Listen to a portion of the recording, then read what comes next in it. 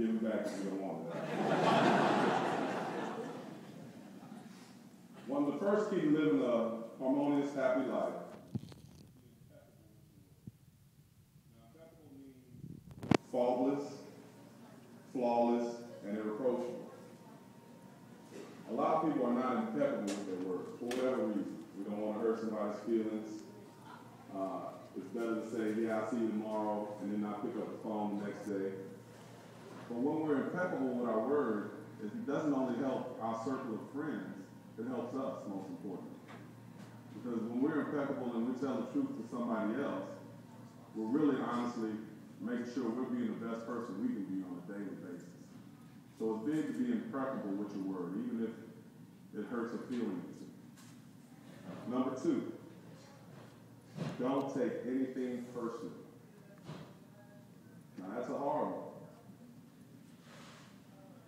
Personal importance or taking things personally is the maximum expression of selfishness because we make the assumption that everything is about us. We got to realize that everybody's living out their own story or their own life and their own existence.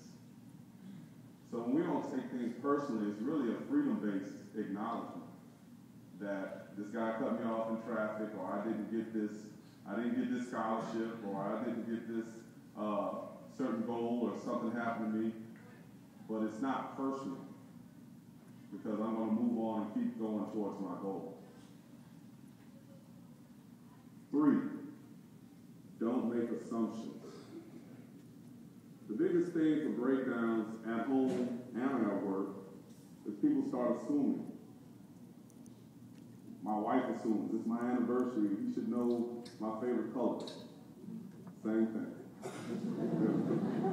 I'm still trying to figure it out.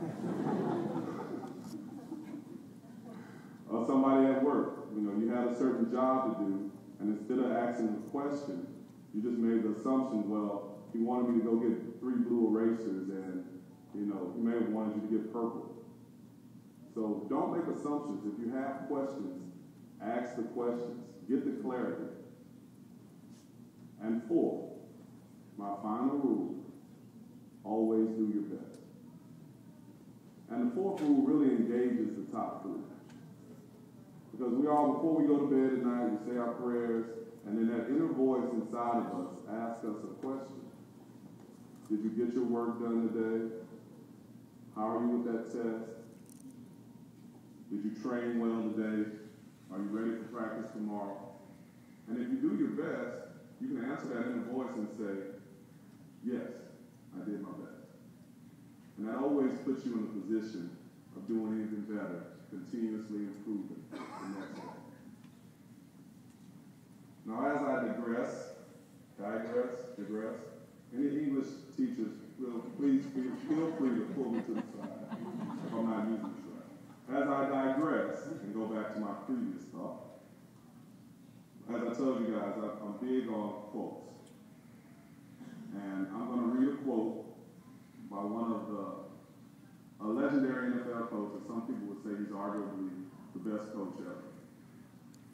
He coached the Green Bay Packers, Vincent Lombardi, and he was privileged to be recognized on the Super Bowl trophy for all us non-football fans.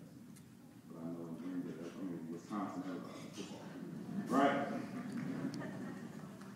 So as I read this quote, I owe most everything to football, which I've spent the greater part of my life in. I have never lost my respect or adoration, nor my love for what I consider a great game. And each Sunday, after the battle, one group savors victory, another group lives in the bitterness of defeat. The many hurts seem a small price to pay for having won, and there's no reason at all that is adequate for having lost. To the winner, there's 100% elation, 100% laughter, 100% fun. And the loser, the only thing left for him is 100% resolution and 100% determination. It's a game, I think, that is a great deal like life, in that it demands a man's personal commitment towards excellence and towards victory, even though you know that ultimate victory can never be completely won. Yet it must be focused with all of one's might. And each week, there's a new encounter. Each year, a new challenge. But all of the rings, all of the money, and all of the color, all of the display, failing in the memory. But the spirit, the will to win, and the will to excel, these are the things that endure. And these are the things that are qualities that are so much more important than any of the events. The quality of any man's life has got to be a full measure of that man's personal commitment to excellence and to victory, regardless of any field he may be in. I'd like to thank you again for allowing me to speak to you today.